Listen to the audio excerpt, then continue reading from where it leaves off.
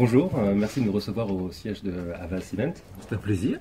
Nous sommes en pleine période des assemblées générales et nous nous intéressons aux couleurs, comment les sociétés du SBF 120 utilisent la couleur pour communiquer lors de ces moments ce moment de rencontre avec des actionnaires. Et on voit une tendance assez forte autour du bleu. Du bleu, du blanc, du vert, des couleurs qui sont quand même assez froides. Et il y a un contraste avec un message optimiste pourtant. Donc est-ce qu'il y a un hiatus entre un code couleur et les mots? Bon, je commence. Bon, on fait beaucoup d'AG, c'est vrai. Donc c'est une de nos spécificités. On ne fait pas que ça. On fait de l'événement au sens large, vous le savez peut-être. Mais on fait beaucoup d'AG. Et depuis longtemps, et c'est vrai qu'il y a toute une série de mouvements comme ça à travers les années qui se glissent dans les AG. Alors la chose qu'il ne faut pas oublier, et après on parlera de couleurs, mais la chose qu'il ne faut pas oublier, c'est que les clients ont des couleurs. Ils ont leur couleur, leur identité, etc. C'est évident. Elle évolue dans le temps. Le phénomène du bleu, il est classique, parce que le bleu, c'est le ciel, la mer.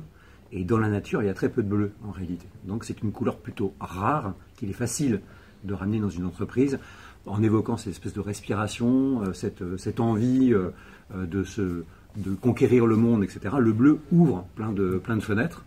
Et d'ailleurs, quand on est une journée comme celle-ci, c'est vrai qu'on a envie de regarder dehors, on a envie de partir, on a envie de naviguer avec cette couleur. Donc c'est une couleur assez facile à placer et avec lesquelles il faut jouer. C'est une couleur qui est une couleur de la lumière. Donc pour éclairer une marque, forcément, le bleu et toute la famille des bleus est une couleur assez positive. Donc oui, on sent ça, même si toi, tu as un avis qui est pas faux, et je te laisse le partager. Déjà, pour rejoindre Steve, en tout cas, le bleu, évidemment, quand on parle d'aspect créatif, scénique, scénographique, c'est une couleur qui marche bien déjà. Ne serait-ce qu'en termes d'image, en termes de captation, de lumière, c'est une couleur qui est assez jolie à regarder, en fait, plutôt apaisante.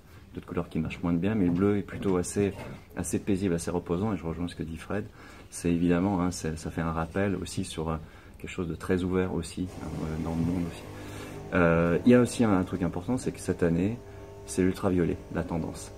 Alors c'est une couleur qui évidemment est pas très loin du bleu, un peu plus près peut-être du rouge, mais c'est une vraie tendance aussi, et c'est une couleur aussi qui est qui commence aussi à rentrer aussi dans les compositions graphiques, dans des nuances, etc. Donc se dire que les grandes AG ont toujours des couleurs plutôt assez ancrées, comme le bleu, mais on commence à avoir aussi des couleurs un petit peu plus nuancées, plus étonnantes. On peut parler du ultraviolet, on peut parler du rose. Récemment, on a travaillé sur une AG qui a totalement changé sa charte graphique, qui a plutôt historiquement utilisé du bleu et un peu de rouge, mais qui a fait rentrer des couleurs très très tranchées, très étonnantes dans l'environnement de l'AG. Ça c'est on peut finir sur les couleurs, et pour sortir un tout petit peu du bleu, pour le coup, nous on ressent avec nos clients, c'est peut-être pas le cas au global, mais on ressent un vrai retour des couleurs au global. C'est-à-dire qu'il y a des couleurs majeures, le bleu, le blanc, de façon évidente, certaines traces fortes qui sont liées à l'identité, mais il y a une volonté de remettre de la couleur dans la vie, de remettre de la couleur dans la marque, et d'accepter tout un champ, un écosystème de couleurs qui ont des signes, qui nous amènent vers des signes ou pas, et de se réouvrir à cette possibilité. Et ça c'est extrêmement intéressant parce que c'est un jeu de dosage qui permet d'être un peu plus riche et un peu moins dur. Et on sent le mouvement, c'est très amusant parce que jusqu'en 2008, date où les AG ont été toutes bouleversées, on était un peu ostentatoire et chacun faisait ce qu'il voulait, on était très rigoureux avec l'identité, etc. Et c'était l'identité d'abord, c'était notre marque d'abord.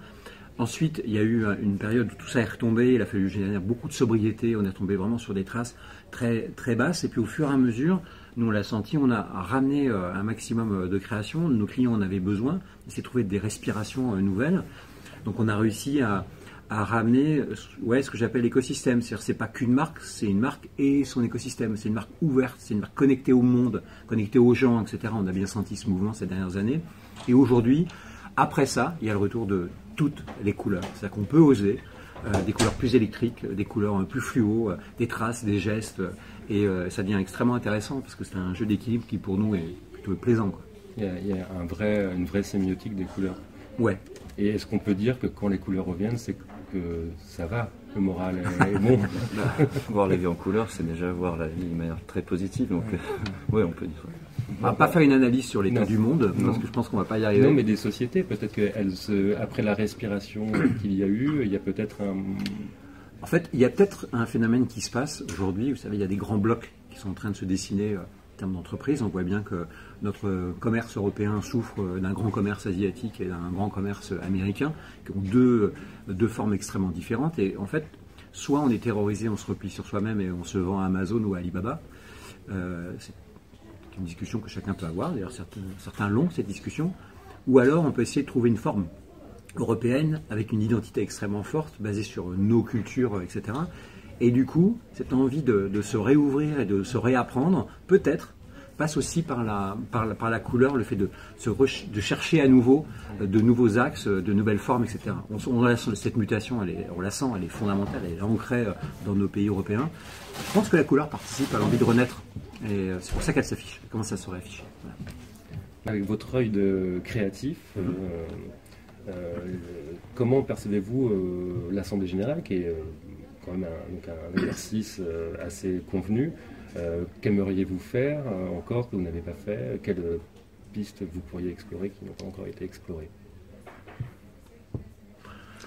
C'est en fait, pour un créatif, c'est la meilleure question. En fait. C'est comment réinventer un format qui est très normé. Donc à partir de là, oui, on a plein d'idées évidemment, mais il y a plein de contraintes aussi. Donc il faut imaginer que dans cet exercice de style plutôt très descendant, très factuel, comment réinsuffler un peu de créativité, de mouvement de scénographie. Évidemment, c'est quand même très statique. Hein. On va y aller 2 heures, 3 heures d'AG, c'est quand même, voilà, c'est un board, c'est un desk, c'est quasiment pas de déplacement. Beaucoup de données, mais pas de déplacement. Donc c'est vrai qu'on commence à insuffler des choses, on y va effectivement de manière un peu progressive. Sur une AG, par exemple, on propose au speaker, au CEO, de ne pas avoir un desk, par exemple, pas avoir un pupitre.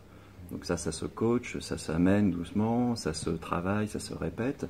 Et du coup, on trouve déjà, on découvre que il y a des possibilités. Et puis les intervenants aussi sont assez à l'écoute de ça, d'essayer de trouver, de réinsuffler une nouvelle image aussi, de réinventer aussi, dans ce style aussi, normé, aussi de réinventer des choses avec nous, qu'on propose aussi. Ouais, alors, parce que malgré tout, et peut-être qu'on finira avec ça, mais c'est un cadre juridique obligatoire, etc. Très bien, donc ça on l'a compris, on sait comment ça fonctionne. Il y a quand même un moment qui est un peu hors du temps, qui est le moment de la stratégie, de la vision du boss de l'histoire. Donc lui, il doit emmener, parce qu'en plus il y a des réseaux, etc. derrière, et voilà, donc il doit emmener son public malgré tout sur l'envie de rester, l'envie d'investir, et l'envie de croire en la marque, etc. Donc ce moment-là, pour le coup, nous on l'adore. C'est là où on a envie de retirer les pupitres, c'est là où on a envie un petit peu plus de show, entre guillemets, parce que porter une parole à laquelle on croit ne sont pas tous des stars de la scène, hein, donc c'est un peu complexe. Et nous, on peut véritablement aider en insufflant, avec sobriété, en insufflant du mouvement, par la couleur, par l'image, par la dynamique, etc., pour porter cette parole-là. C'est croyez en cette entreprise, elle a une vision, elle a une stratégie, elle ira loin, restez avec nous. Et continuez à nous aider. Voilà. Et c'est ce moment-là qui est le moment clé et qui est le plus intéressant à travailler. Après, le reste, voilà, on respecte toutes les normes qui nous sont imposées. Merci beaucoup. Je vous en prie. Merci.